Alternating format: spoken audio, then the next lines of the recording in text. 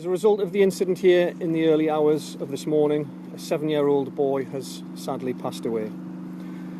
Despite the efforts of the emergency services, he tragically died at the scene. This is a truly devastating outcome. I have no doubt that the people of Elswick and Benwell and our wider region will want to join me in extending their thoughts and condolences to family and friends.